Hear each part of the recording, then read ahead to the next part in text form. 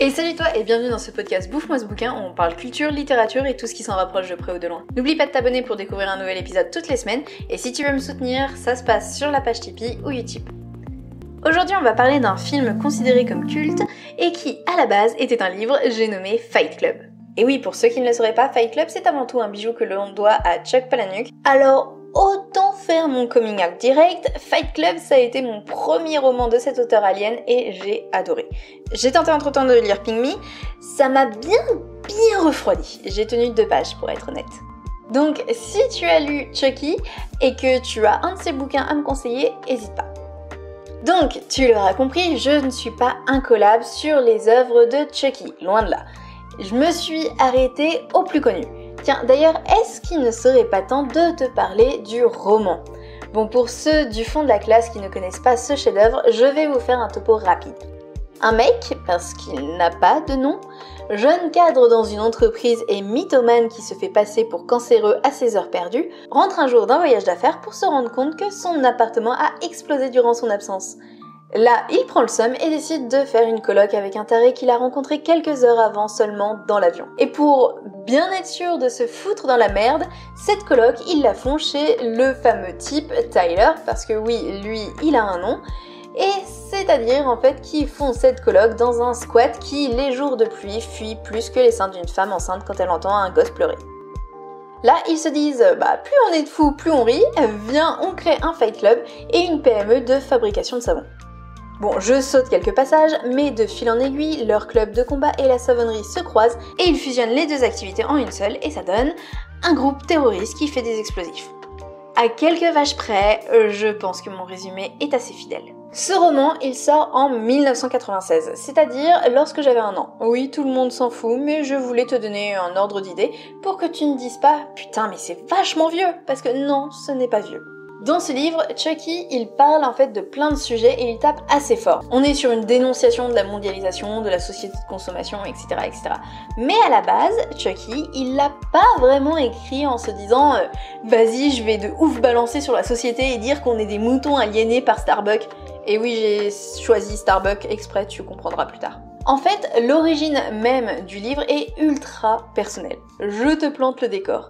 Chuck est en vacances et une bande de petits cons écoute de la musique dehors, les enceintes à fond. Sûrement du Joule si tu veux mon avis. Bon, Chucky, il en a un peu marre parce que il aimerait bien profiter de ses jours de repos. Il va les voir et leur demande tout simplement de baisser le son. La légende ne nous dit pas s'il a accompagné ses paroles d'un joli fuck ou non, mais toujours est-il que les mecs s'en tamponnent le coquillage et qu'ils décident littéralement de lui péter la gueule. Chuck est bien amoché, on dirait limite le 3e frère des Bogdanov. Il arrive donc au boulot la gueule de travers et là, aucun de ses collègues ne pose de questions et tout le monde fait comme si c'était normal. Ok, LM. Et là, ça choque un peu Chuck, on va pas se mentir. Il se demande comment on peut être individualiste au point de ne pas s'inquiéter quand ton collègue revient de vacances, la gueule aussi arrachée que Stallone dans Rocky. Et c'est là que lui vient l'idée de son roman. Mais attention, c'est pas en fait le seul élément de sa vie perso qui va l'inspirer.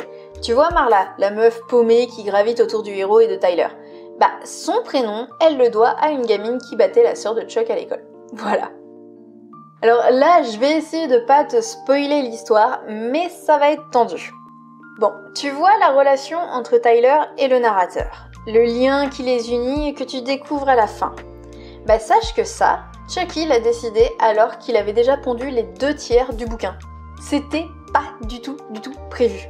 Ce qui est giga dingue parce que c'est un petit peu toute l'intrigue du roman. Dernière anecdote sur le roman avant qu'on passe au film. Est-ce que tu savais qu'il existait une suite ? Sous forme de comics pour être plus exact. Elle est sortie en 2016, soit 20 ans après, et pour l'avoir lu, je peux te dire que ça ne valait clairement pas le coup d'attendre 20 ans pour cette merde. Pardon, je me calme, mais en gros, c'est 20 pages de comics qui forment plus ou moins une fin alternative. J'ai clairement pas compris l'intérêt et je suis peut-être passée à côté du message, c'est possible, je n'exclus pas cette possibilité, mais en tout cas, je suis bien contente de l'avoir eu gratis sur ma liseuse parce que ça m'aurait un peu fait mal au fion de payer pour ça. Bon, parlons du film maintenant. Il sort en 1999, donc 3 ans après le roman. En fait, ça a été un petit peu une galère sans nom de trouver une équipe parce que beaucoup ont refusé avant que le projet trouve preneur. Mais de ce que j'ai pu comprendre, avant même que le bouquin ne soit publié, il commençait déjà à tourner pour une potentielle adaptation.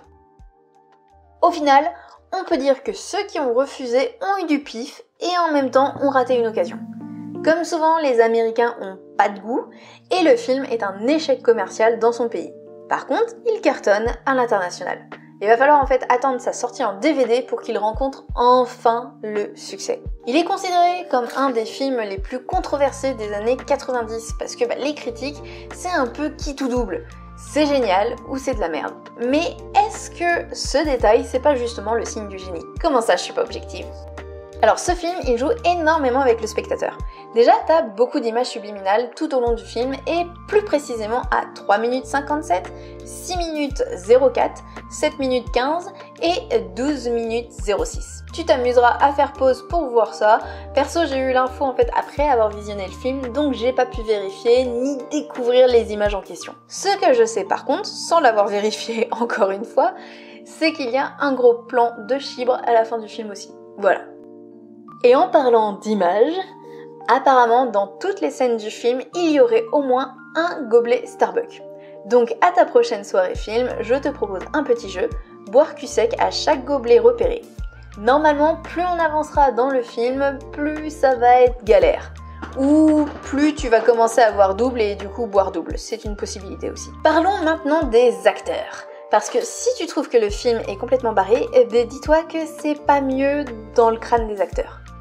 Donc, pour ceux qui n'ont pas suivi, le narrateur est joué par Edward Norton et Tyler est joué par Brad Pitt. Les deux ont dû vraiment se préparer pour leur rôle et cette préparation est assez originale. Déjà, ils ont dû prendre des cours de boxe et de fabrication de savon. Alors oui, quand tu connais l'histoire, tu te dis que c'est logique, mais moi en fait j'ai l'image d'Edward et de Brad, la gueule en sang après un combat de boxe en train d'extraire du patchouli avec des mamies pour faire un savon en forme de cœur. Et je n'arrive plus à me détacher de cette image. Ensuite, il a fallu également une préparation physique. Alors ce qui va suivre est un peu une légende, est-ce vrai ou non, je ne sais pas, mais Brad Pitt aurait demandé à son dentiste de lui péter une dent pour que ça fasse naturel à la caméra. Si c'est vrai, je veux une photo de la tête du dentiste quand il lui a demandé ça. Mais attends, Brad n'a pas été le seul à faire un sacrifice niveau physique. Edward a dû lui perdre de la masse. Beaucoup de masse. D'ailleurs, durant tout le film, en fait, il devient de plus en plus maigre, alors que Brad Pitt, lui, prend de plus en plus de masse, justement. Et au bout du compte, c'est entre 17 et 20 kilos qu'Edward aurait perdu sur le tournage. J'espère que son cachet était suffisant pour lui refaire sa garde-robe. Je vais finir ce podcast du coup en te parlant d'Helena Bonham Carter, parce que cette actrice est géniale et que son personnage l'est tout autant. On va commencer avec une anecdote qu'elle partage avec Brad Pitt. Les deux pépères ont passé 3 jours à simuler des orgasmes pour leur scène de sexe. 3 jours à beugler comme des porcs en rut. C'est extrêmement long, je te le cache pas. Et pour la dernière anecdote, Helena était tellement investie en fait dans son personnage qu'elle a demandé à sa maquilleuse de toujours utiliser sa main gauche pour le make-up. La raison, en fait Marla, son personnage, est une outsider qui se moque pas mal de son physique et des conventions, donc pour elle, il lui fallait un maquillage totalement fait à l'arrache. Et je trouve ce petit détail vraiment génial. Voilà, c'est tout pour aujourd'hui, j'espère que ce podcast t'aura plu. Encore une fois, si tu veux me soutenir, ça se passe sur la page Tipeee ou sur mon Utip, ou même tout simplement en partageant cette vidéo et en t'abonnant au podcast. C'est pas une vidéo, c'est un podcast, il faut que je m'y habitue. Bref, en diffusant les podcasts. J'espère que donc ça t'aura plu, je te dis à la semaine prochaine, je t'embrasse fort, c'était Mélanie.